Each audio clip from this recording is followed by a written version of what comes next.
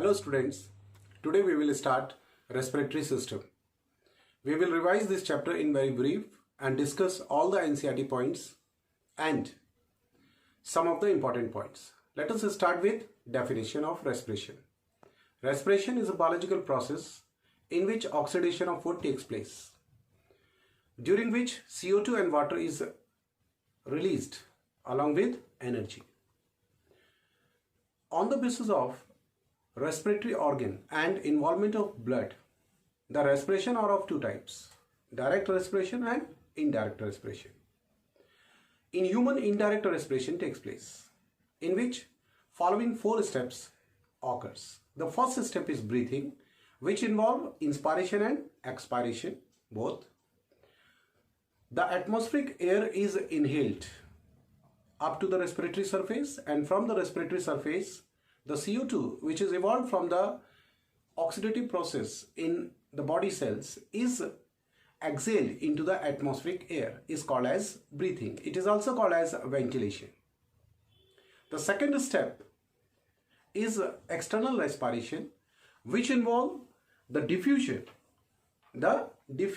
of oxygen from alveoli into the blood, surrounding blood capillaries, and from blood the CO2, which reached into this blood capillary from the body tissues, is diffused inside the alveoli. It is called as external respiration. The third step is transport of gases, which deals with the movement or the transport or the traveling of oxygen from blood up to the tissue, and from tissue the released CO2 into the blood is traveled through blood up to alveoli. This is called as the transport of gases. Last step is the cellular respiration. The oxygen which reaches up to the cell gets diffused into the cell, where the oxidation of food takes place in presence of this oxygen, and the water and CO2 is released along with energy. This energy is stored for further use in our body in the form of ATP. Now, the released or evolved CO2 is diffused outside the cell and it reaches into the blood, and from blood, by the transport, it reaches up to the respiratory surface, that is alveoli. This is all about the indirect respiration. Now, on the basis of involvement of blood and on the basis of respiratory organs, we will study the types of respiration. Like in protozoa, sponges, and in flatworms, coelentrates, there is no respiratory structures. Respiration takes place directly at the level of plasma membrane. Such type of respiration is called as a cell surface respiration or general body surface respiration. Like in frog and earthworm, the respiration takes place at the level of skin by simple diffusion. It is called as cutaneous respiration. While in aquatic arthropods like crustaceans, in some mollusks, and in vertebrates like fishes, the respiration takes place by gills. It is called as branchial respiration. While in reptile, birds, in mammals, the respiration takes place by lungs and it is called as pulmonary respiration. Remember one thing, in insect, the respiration takes place by trachea and it is called as tracheal respiration. Now, we will start the human reproductive system, which includes the two parts. One is the respiratory passage and another is the respiratory organs. Let us start with respiratory passage. Respiratory passage starts with external nostril, which is in direct contact with external atmosphere. The external air enters through external nostril, reaches into the nasal chamber. Nasal chamber enters into the internal nostril. These are the paired structures which opens into the larynx. Larynx has three hypothetical parts. One is nasopharynx, another is oropharynx. Oropharynx enters into the laryngopharynx. Laryngopharynx enters in trachea. Trachea, when reaches at the level of T5 in thoracic cavity, divides further into the bronchi and bronchioles. From the terminal bronchioles, From the terminal bronchioles, the alveolar duct arises. The last terminal swollen part of the alveolar duct is called as atrium or atrial chamber, from which 2 to 5 alveolar sacs arises, in which several hexagonal structures called as structural and functional unit of lungs, that is called as alveoli, are present. The number of alveoli in human lungs are approximately 300 millions. This passage is further divided into the two parts. One is conducting zone and another is respiratory or exchanging zone.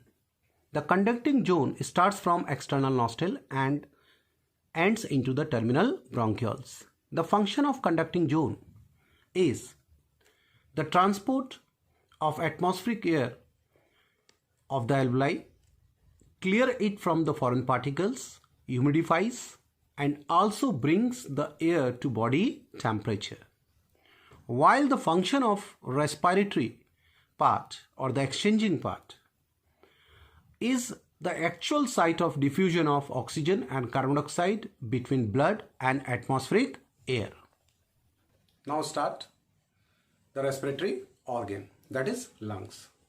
Lungs in human are located in thoracic cavity. There are two lungs, that is one pair. Left lung and right lung consist of lobes. They are divided in further lobes. Right lungs is having 3 lobes and the left lung is having 2 lobes. And in left lung there is a depression called as cardiac notch, in which the heart is located. And the distance between the two lungs is called as the mediastinum.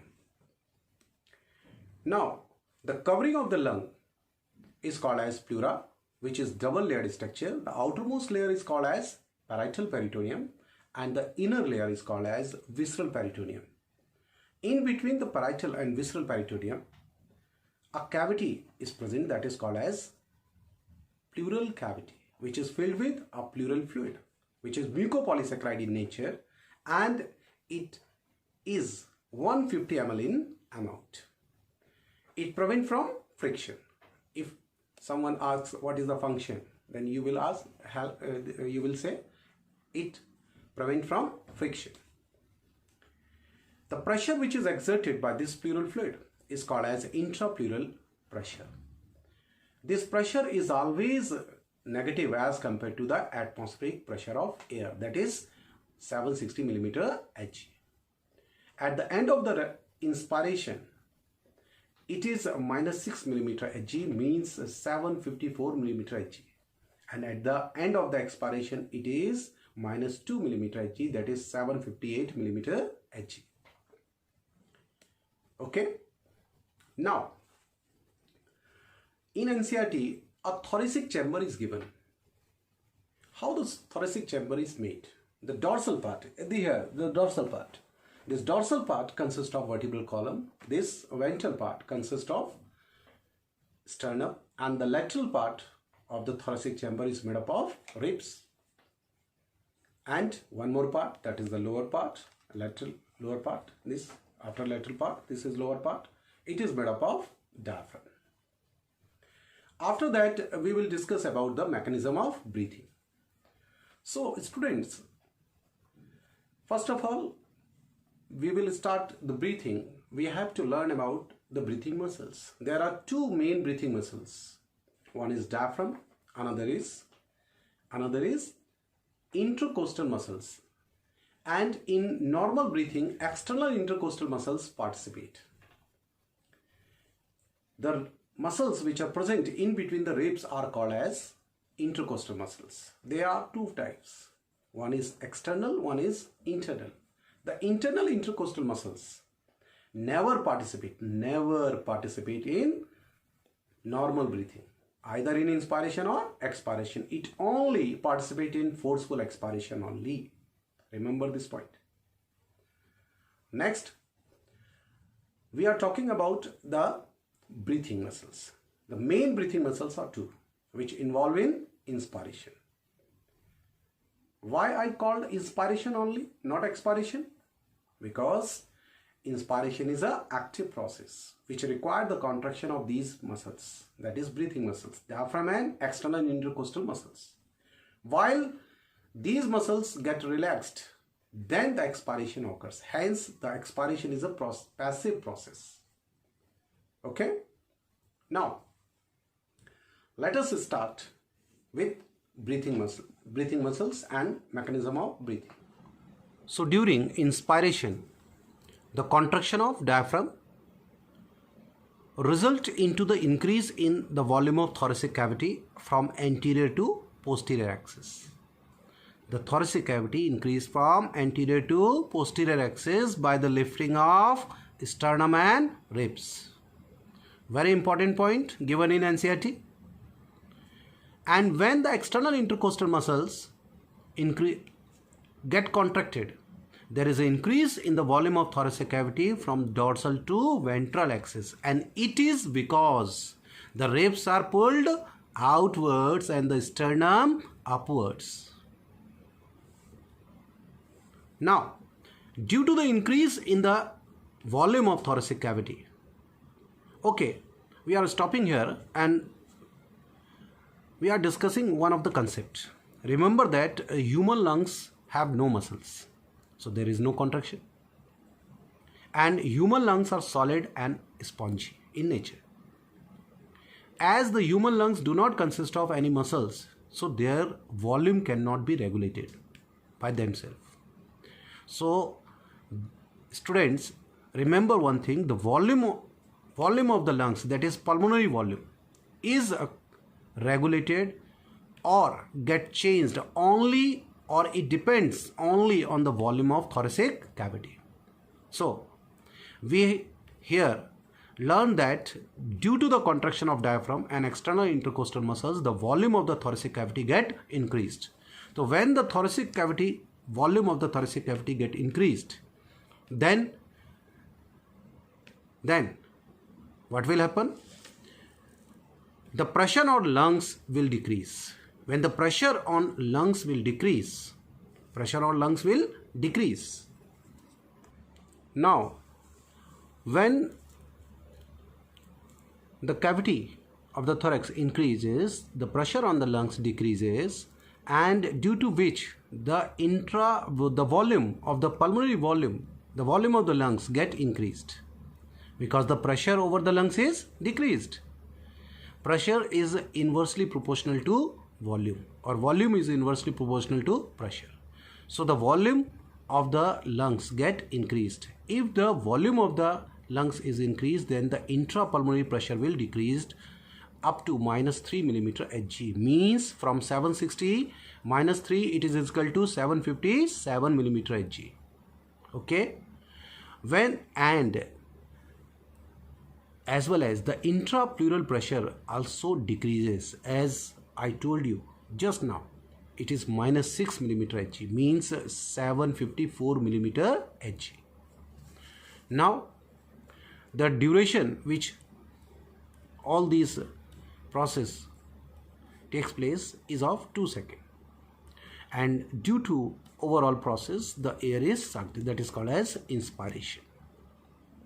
Now, if we take expiration, then expiration is a passive process in which both these muscles get relaxed, and due to which the volume of the thoracic cavity again decreases, the pressure on the lungs increases, due to which lungs get compressed, as a result of which the intrapulmonary pressure and intrapleural pressure becomes more than the atmospheric pressure. It is -3. In spite of -3, it becomes +3 mm Hg, means 760 की जगह क्या हो जाएगा? What will happen? 763 mm Hg. So the air is expired out. The duration involved is 3 seconds. There are certain important points. During normal breathing, 75% diaphragm muscles participate. And diaphragm muscles during the normal condition is in dome shaped. and when it get constricted it becomes flat, due to which the thoracic cavity, volume of the thoracic cavity increase. So it comes into the abdomen. The part of the diaphragm comes into the abdomen as it becomes flat. So the normal breathing is also called as abdominal breathing, because 75% role is of diaphragm muscles, while during forceful breathing, which is done by internal intercostal muscles, and it is present between the ribs, and ribs are located in thorax. So forceful breathing is also called as thoracic breathing. Remember one important point which is already come in exam. It is asked that in pregnant women, which muscles participate more during breathing? It is external intercostal muscles, because the abdominal cavity is occupied by the developing fetus. Now let us start the pulmonary volumes and pulmonary capacities, which is measured by spirometer. It is an instrument by which we measure the volumes of inspired air or expired air. The volume is the amount of inspired air or expired air in our lungs. When these are calculated, it is called as pulmonary capacities. Okay. So let us discuss various pulmonary volumes and pulmonary capacities. Let us take the volumes. First, the normal amount of inspired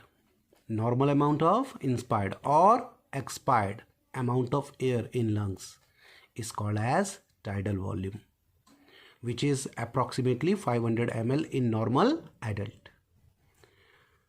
First, listen one thing also. In a normal healthy person can inspire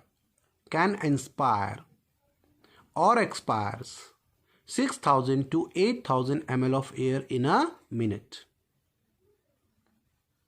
Out of that, tidal volume is 500 ml, means normal inspired or expired amount of air is called as tidal volume. And beyond the tidal volume, the amount of air which is inspired in lungs is called as inspiratory reserve volume. It do not include tidal volume. Okay. So inspiratory reserve volume is beyond the tidal volume. It is the amount of air which can be inhaled forcefully inside the lungs. It is called as inspiratory reserve volume, that is 3000 ml. And similarly, the amount of air which can forcefully exhaled from the lungs beyond or after the tidal volume, which do not include the tidal volume, means normal expired air is not included.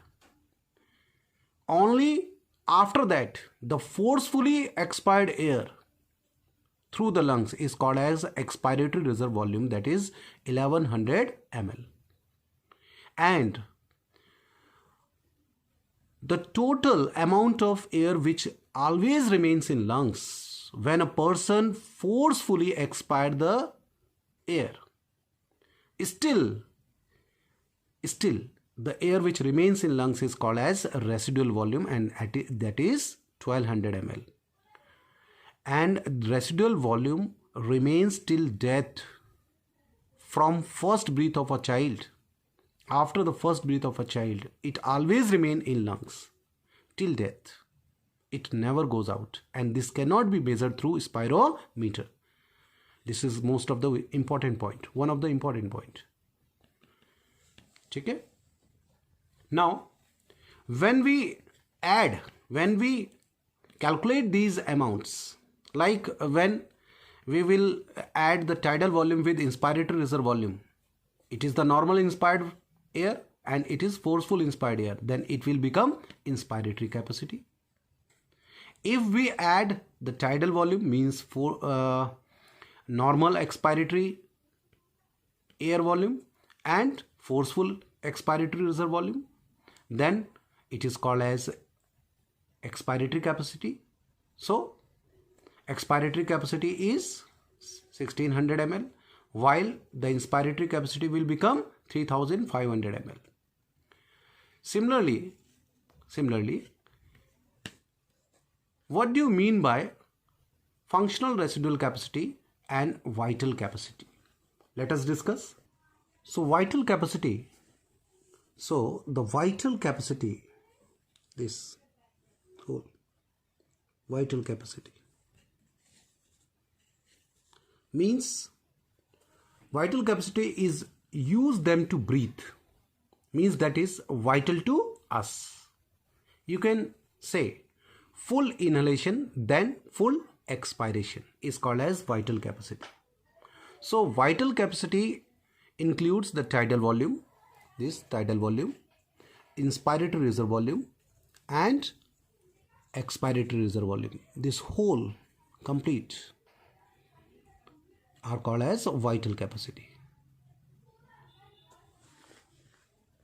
When we talk about the functional residual capacity, it is the amount of air present in lungs after quiet expiration, means after normal expiration. Means after normal expiration, this is the normal expiration. So this is the amount. And remember, you can use when need to, जब आपको जरूरत हो, when you need to. That's why it is called as a functional residual. It is residual but functional, when you can use, when it is need. So this amount, and this always remains in our lungs, as we have already learned now. So functional residual capacity includes this expiratory reserve volume and residual volume. Okay. When we add this residual volume along with the vital capacity, it will give you the total lung capacity, and this total lung capacity is 5,800 or 6,000 ml. There are some important points related to pulmonary volumes or capacities. As we have discussed now, the residual volume as well as functional residual capacity, in which the residual volume is included, cannot be measured directly by spirometer. It can be measured by either by helium dilution method, or there are several other methods also. Okay.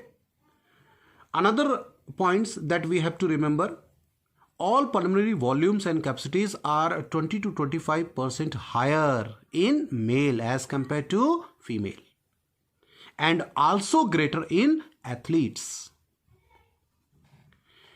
The third important point is that the vital capacity depends on age, sex and height. It is much higher in younger ones. It is much higher in athlete. It is much higher in male as compared to female. It is much higher in smokers as compared to, it is much higher in non-smokers as compared to smokers.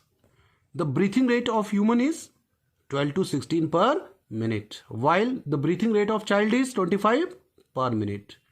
And the breathing rate of newborn baby is 44 per minute, that is in infant. One more important point that is always asked, in several times asked in exams. The breathing rate is inversely proportional to the size, body size, but it is directly proportional to the basal metabolic rate and heartbeat rate. So let us start. Gaseous exchange, one of the most important topic in respiratory system. It takes place at two levels, at the level of alveoli and at the level of tissue. But the primary site of gaseous exchange is alveoli. And exchange of gases takes place by simple diffusion. Remember, all these points are given in NCERT. The diffusion rate of the gases depends upon certain factors. One is the concentration gradient, means the pressure. And second thing is the solubility of gas. And third thing is the thickness of respiratory membranes. Let us discuss. Let us see the first, that is the concentration gradient. Before that, we will discuss what is the partial pressure of gas. The amount of gas present in a mixture means the individual amount of individual gas in a mixture is called as partial pressure, which is measured in millimeter Hg. So the partial pressure of oxygen in alveoli is 104 millimeter Hg, and in tissue it is 40 millimeter in Hg. So the concentration gradient allows the diffusion of oxygen along with the blood into the tissue from alveoli, while the partial pressure of carbon dioxide is 45 millimeter Hg in tissue, while it is lower in alveoli, that is 40 millimeter Hg. Hence the concentration gradient of gas CO2 allows to diffuse CO2 from traveling through the venous blood from tissue into the alveoli. So diffusion of CO2 takes place at the level of alveoli, and the diffusion of oxygen takes place at the level of tissue. If we discuss about the solubility of gas, more the soluble, lesser the pressure. The gas which is more soluble will exert less pressure. So carbon dioxide is 20 to 25 times more soluble than oxygen. It is given in NCERT also. So the diffusion capacity of CO2 is higher than oxygen. It is easily soluble in water as compared to oxygen. The thickness of respiratory membrane. The thickness of respiratory membrane also affect the diffusion rate. This respiratory membrane is formed by 3 layers. One is made up of simple squamous epithelium of alveoli, another the endothelium of blood capillaries which is present around the alveoli, and the basement membrane of these 2 epithelium which is present just below these epithelium, and in between the basement membrane of these epitheliums there is an interstitial fluid. So this interstitial fluid and the basement membrane of these 2 epithelium together are called as a basement substance. So this basement substance and both these epithelium layer together forms the respiratory membrane in human, which is 0.2 millimeter thick. Here is the composition of partial pressure of gas, which is measured in millimeter Hg, is given in different parts of our body, is compared with atmospheric pressure of air. Here are the gases present in atmospheric air. Remember that the atmospheric pressure of air is 760 millimeter Hg.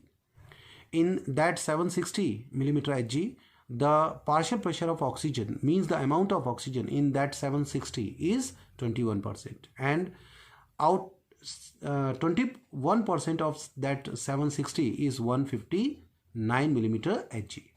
So in atmospheric air, how much oxygen is present? 159 millimeter Hg, while the concentration of CO2 in atmospheric air is 0.04%, very negligible, and it becomes 3 millimeter Hg of 760.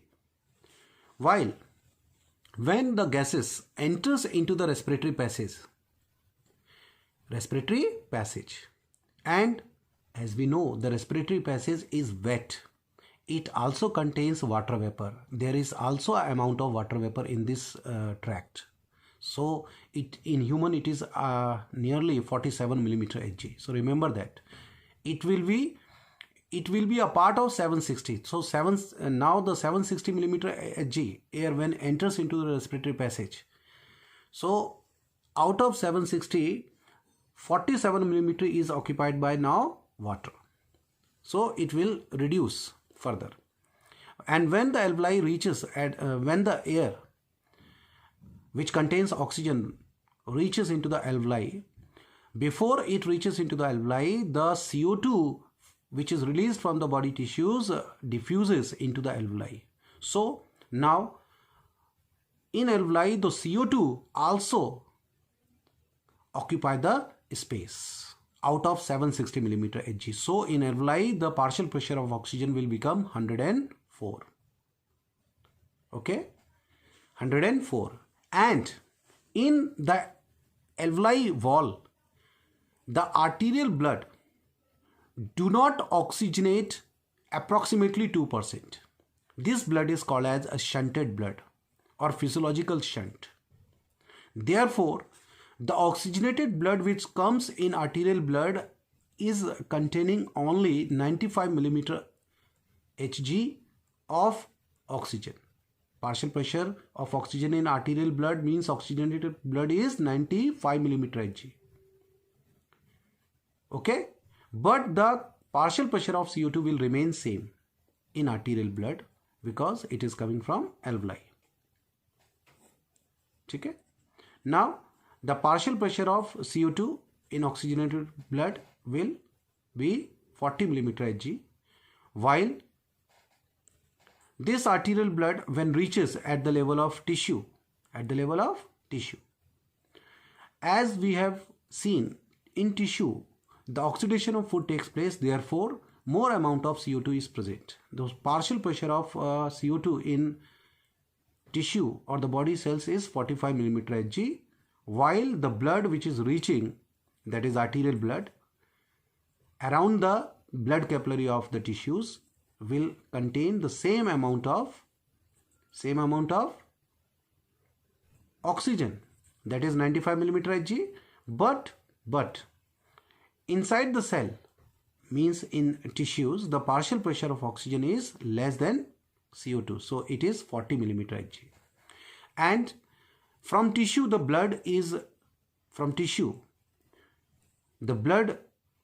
moves out towards the alveoli through venous blood, which is called as deoxygenated blood, as the CO2 is diffused into the venous blood.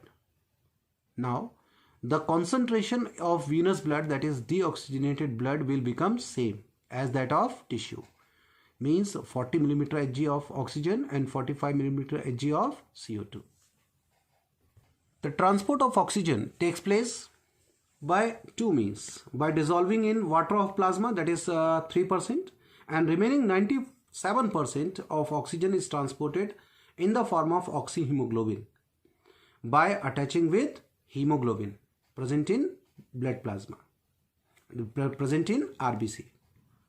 Okay, hemoglobin of RBC means oxygen combined with hemoglobin of RBC and form the oxyhemoglobin.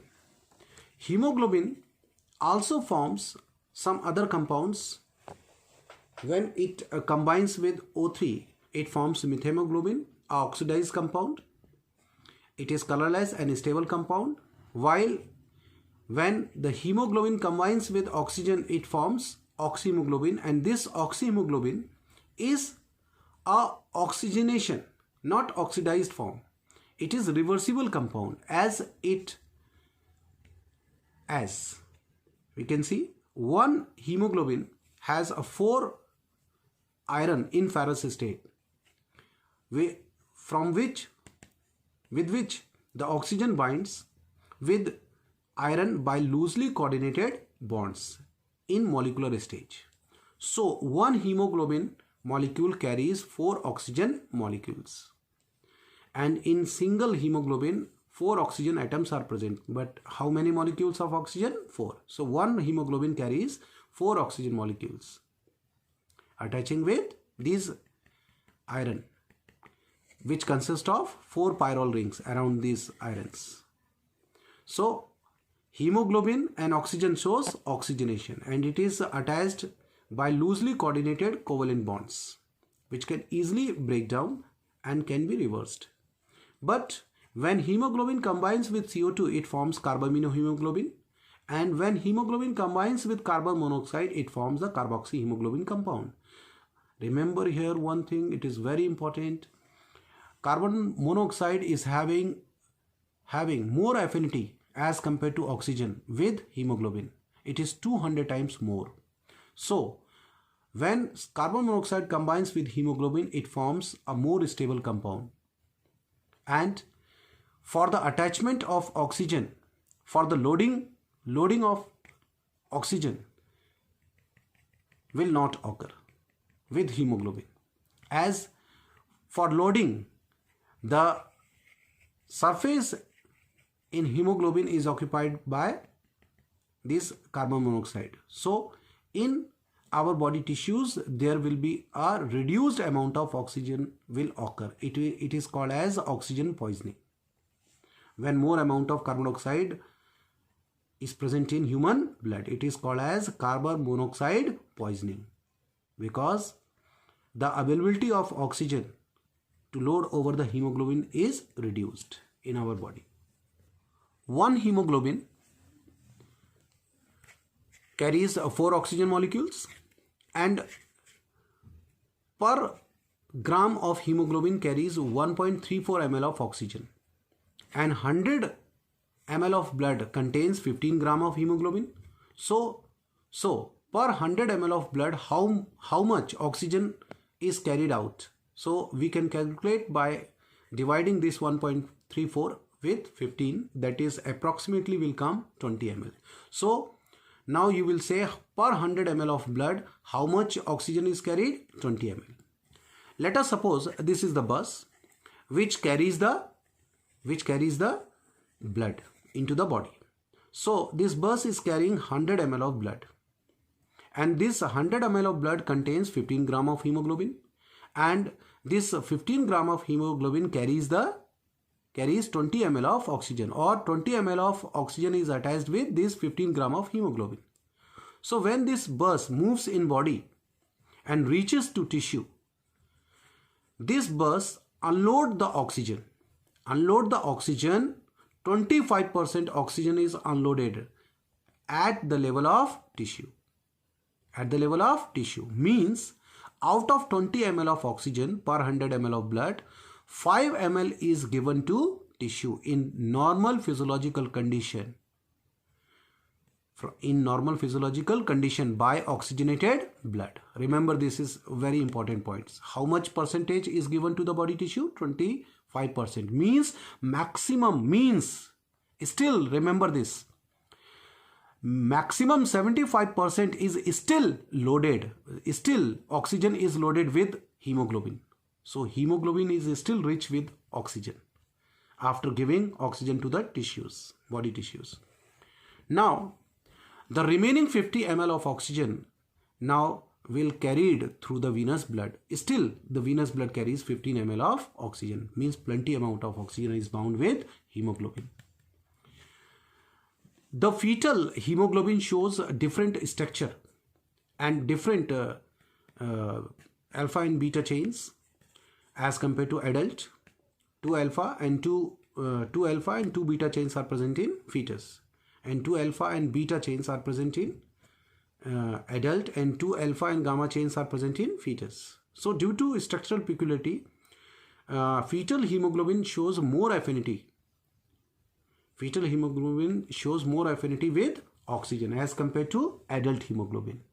Let us see the oxygen dissociation curve, which can be plotted against the percentage saturation of hemoglobin with oxygen and partial pressure of oxygen, which is measured in millimeter Hg.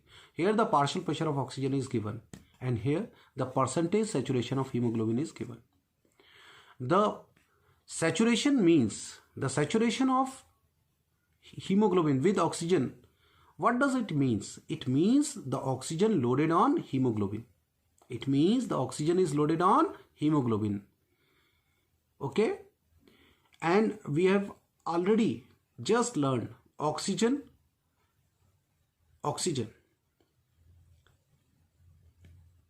25% always remain attached with hemoglobin. Remember this point, it will help you. This is called as a utilization coefficient. So hemoglobin is never unloaded with oxygen. Oxygen is always present. Least to least 25% always remain attached with one hemoglobin molecule. Okay, and hemoglobin, it means the hemoglobin is having buffer of oxygen. When needed by tissue, it gives out. Okay, hemoglobin is having buffer of oxygen. When needed by tissue, it gives out. Here we can plot the graph, which is a sigmoid graph here between partial pressure of oxygen and percentage saturation of hemoglobin with oxygen. Let us see. Here it is 100 millimeter Hg. At 100 millimeter Hg, partial pressure, which is seen in where? In our lungs. The percentage saturation of hemoglobin will be 97%. So it shows a plateau stage. It becomes constant here. But in our tissues, in our body tissues, the partial pressure of oxygen is 40 millimeter Hg. So at 40 millimeter Hg, we have just learned and discussed and talk about, in normal condition 25% oxygen is dissociated at the level of tissue from oxyhemoglobin. So in normal condition in our body tissue, the partial pressure of oxygen is 40. So at 40, the 25% here gets saturated,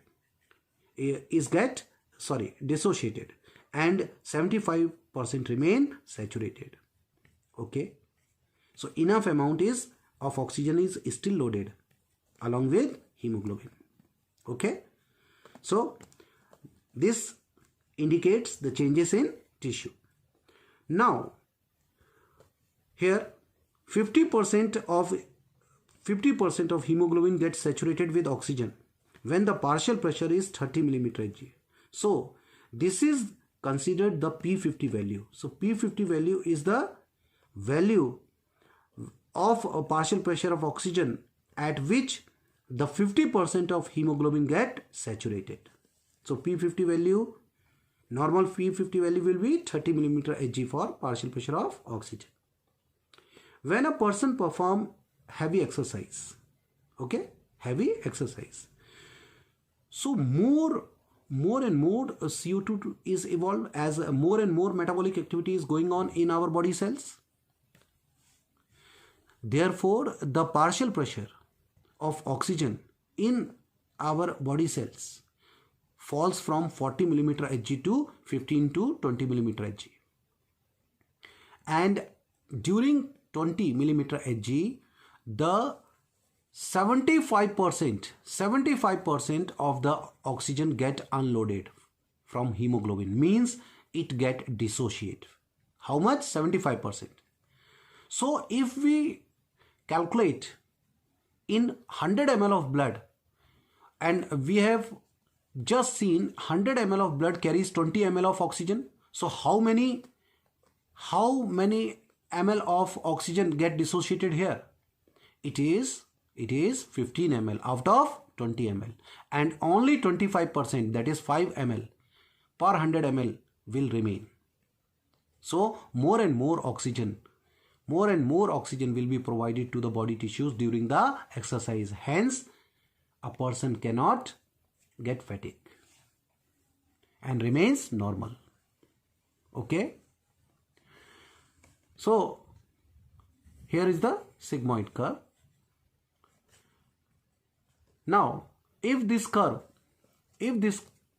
shift towards the right side, this is the right side. When the curve shift towards the right side, when the partial pressure of oxygen becomes less. So dear student, remember one thing, the percentage saturation of hemoglobin only depends upon the partial pressure of oxygen. More the partial pressure of oxygen, more will be the saturation of hemoglobin. It means more the partial pressure of oxygen, the curve will shift towards the left side. This is the left side. Means more saturation of hemoglobin will occur. More and more saturation of hemoglobin will occur. And if the partial pressure of oxygen becomes less, means the CO2 concentration increases, or the acidity or the pH level falls and the acidity is increased, it will shift towards the right side. So right side shifting of the curve takes place when the partial pressure of CO2 is more and the oxygen is less. So let us discuss the factors which is affecting the right side shifting and left side shifting and right side shifting of the oxyhemoglobin dissociation curve. In short, we will only discuss the factors affecting right side shifting of the curve. because it is vice versa to that of the factors affecting to shift the curve towards the left side. So let us, here we can form a formula. Cadet phase right. Cadet phase right. C denotes carbon dioxide increase. A for acidity increased. D for 2,3-diphosphoglyceric acid increased. E for exercise, and T for temperature. So we will see the effect of increased CO2 concentration. This CO2 like to attach with the carbamate compound present in hemoglobin, and it reduces the availability of oxygen. Hence, it favors the dissociation of oxygen like we see in tissue. Let us discuss about the acidity. How the acidity, increased acidity affects. As we know, the CO2 released from the tissue diffuses into the blood plasma, and from blood plasma it diffuses inside the RBC, where in presence of carbonic anhydrase enzyme, it forms the bicarbonic acid. And this bicarbonic acid dissociates into bicarbonate ions and hydrogen ions.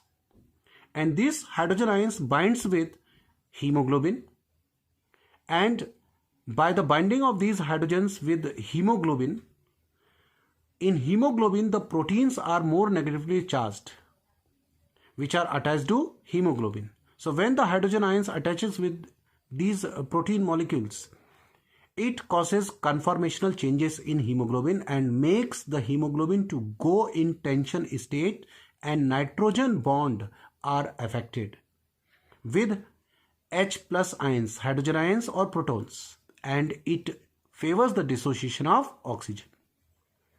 Now take another factor, that is a 2,3-diphosphoglyceric acid. It is the byproduct of glycolysis. It is formed in RBC. It is formed in RBC. When its concentration in RBC increases, then its extra amount is strongly binds with beta chains of hemoglobin. So the affinity of hemoglobin with oxygen decreases and the oxyhemoglobin dissociates. Now let us take other factor, that is exercise. And before exercise we will take temperature. Okay, temperature denatured the proteins of hemoglobin.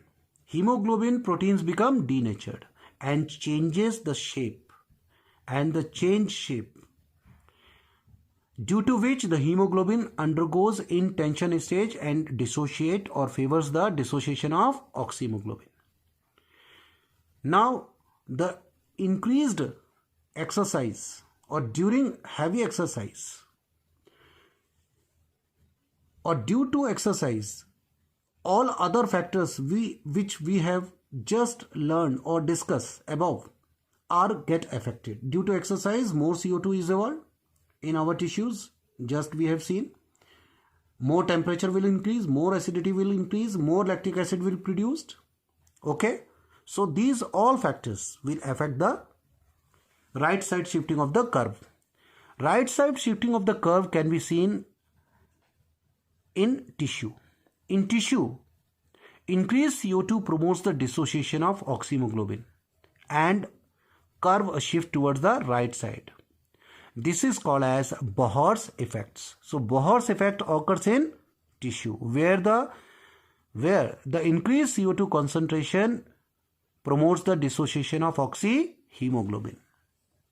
Transport of carbon dioxide takes place by three ways: by dissolving in plasma with water, it is 5 to 7%. Before this, I will tell you, approximately 4 ml of CO2 is transported per 100 ml of deoxygenated blood. So if we compare it 5 to 7% of in 100 ml of blood, so it will be 0.3 ml of CO2 is transported as dissolved state along with plasma, while 25% of CO2 is transported by attaching with hemoglobin of RBC in the form of carbaminohemoglobin, and per 100 ml it will be 1.5 ml, and remaining 2.2 ml, means remaining 70% is transported in the form of bicarbonate ions. Let us see. This is the blood vessel. This is the blood vessel, and here are the RBC. This is RBC and this is RBC. This is RBC. Okay. And here are the tissues, body cells, and this is the capillary. This is capillary. Here, capillary. Okay. And here we have taken alveoli of lungs, where the arterial partial pressure of CO2 is 40 mm Hg and arterial partial pressure of oxygen is 100 mm Hg. As we know, the partial pressure of CO2 is 45 mm Hg in our body tissues and oxygen is 40 mm Hg. So the arterial blood is coming from here. Okay? Now arterial blood is coming from here and oxygen is diffused along the concentration gradient into the cell, and here's in cell the oxidation of food takes place, by which more and more CO2 is evolved, due to which partial pressure of CO2 is increased in the body cells. But the partial pressure of CO2 in interstitial fluid is 44 mm Hg, which favors its diffusion along the concentration gradient into the interstitial fluid, and in capillary it is 40 mm Hg, as the arterial blood is coming from here. So 4 to 5 mm Hg partial pressure gradient is present here, which favors the diffusion of CO2 into the blood. So CO2 hence comes into the blood. Okay, the arterial blood which is coming from arteries. Now the CO2 which comes in blood plasma dissolve along with water. Approximately 3 ml of CO2 is transported in the form of dissolved form. But remember one thing, here you can easily understand, and do not mistake it out. The total volume is 2.7 ml, but circulating amount of CO2 in the form of dissolving state in blood plasma is only 0.3 ml to alveoli, means 2.7 ml CO2 in dissolved form traveled in our body along with the blood but when it reaches to the alveoli, only 0.3 ml of CO2 is diffused. So 2.4 ml of CO2 stays in bus. So here, okay, so we have taken the bus which is carrying the 100 ml of blood. Out of 100 ml, 5 to 7% of CO2 is carried in dissolved plasma, which is 0.3 ml, and this 0.3 ml is carried in this bus. Okay, but the total amount is not 0.3 ml, it is 2.7 ml. Out of this actual amount is 2.7, but from 2.7 ml here, when the bus reaches, the 0.3 is diffused into the alveoli and remaining stays in bus, means remains in blood plasma, and it remains distributed in our blood vessels along with the blood plasma. So the total volume is 2.7, out of which 0.3 is diffused into the alveoli at the level of alveoli when this plasma reaches at the level of alveoli along with the venous blood in the pulmonary artery. Okay, so one thing is clear. The second way the CO2 diffuses, the CO2 which diffuses into the blood plasma, now diffused in RBC. Here in RBC it attaches with the hemoglobin, means it attaches with the amine radicals of hemoglobin protein, and it forms carbaminohemoglobin, and in this form approximately per 100 ml of blood 1.5 ml of CO2 is transported, means approximately 25% of CO2 is transported in the form of carbaminohemoglobin. Okay, and along with the plasma, when it reaches at the level of alveoli in the arterial blood, due to due to the concentration gradient, the oxygen diffuses from alveoli into the surrounding blood, means surrounding blood capillary, and when the oxygen diffuses and it attaches with the carbaminohemoglobin compound, it favors the dissociation of carbon dioxide, and this dissociated carbon dioxide now diffuses into the alveoli against the along the concentration gradient, because the concentration of CO2 is 40 millimeter Hg. So this released CO2 is easily diffused into the alveoli. Okay, so here is all about transport of CO2 in the form of carbaminohemoglobin. In this form, the carbaminohemoglobin CO2 is transported in the form of carbaminohemoglobin. Now, maximum 70% of the CO2 is transported in the form of bicarbonate ions. So maximum CO2. Acha, one question may arise in the mind of students, that why the bicarbonates is not formed here in plasma.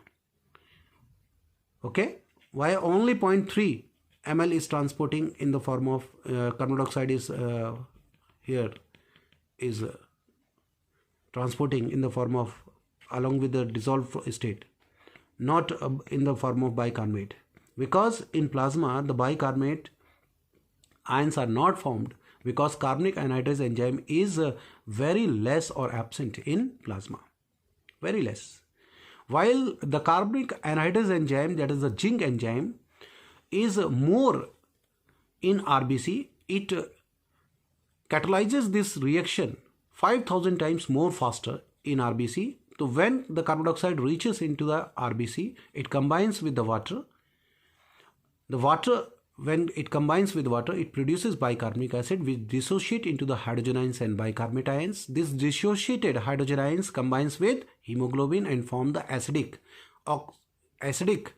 hemoglobin, means hemoglobinic acid is formed. So acidic, it is not treble, and it is alkaline, so it get diffused into the blood plasma. So bicarbonate ions easily get diffused into the blood plasma, as the membrane of the blood plasma RBC is permeable for chloride ions as well as bicarbonate ions. So to maintain the electrical neutrality, as more amount of negative ions comes into the plasma, to maintain the electrical neutrality, the chloride ions present in the plasma get diffused into the RBC. This is called as chloride shift Hamburger phenomena or chloride shift. Okay, and it only occurs due to the bicarbochlorine channel protein, bicarb chlorine channel protein present in plasma membrane of RBC. Okay, now when this venous blood, this is the venous RBC, all these changes takes place in venous RBC. Now the venous blood, when travels along with the and reaches at the level of alveoli, here as the oxygen diffuses out from the alveoli in the surrounding blood, this oxygen loaded on hemoglobin, means attaches on hemoglobin, and the hydrogen ions which is attached with this hemoglobin get dissociated with the loading of oxygen. Two oxygen molecules dissociate one hydrogen molecules.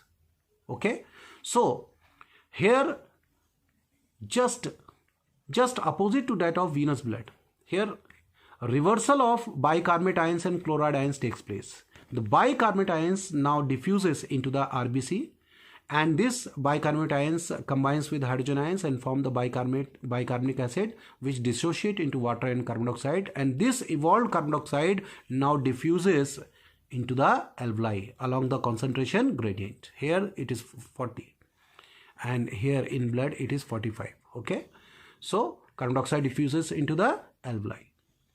So the transport of carbon dioxide takes place at the level of alveoli, and the water is also released into the plasma.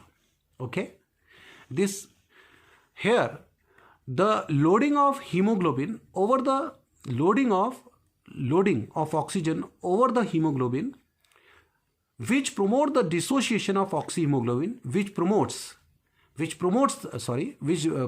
dissociation of CO2, is called as Haldane effect. So Haldane effect is only favored by loading of oxygen with hemoglobin. Okay. So oxygen causes reversal of chloride and bicarbonate ions, otherwise it will not happen. And oxygen, when combined with hemoglobin, it favors the dissociation of hydrogen ions and formation of bicarbonate ions. Okay.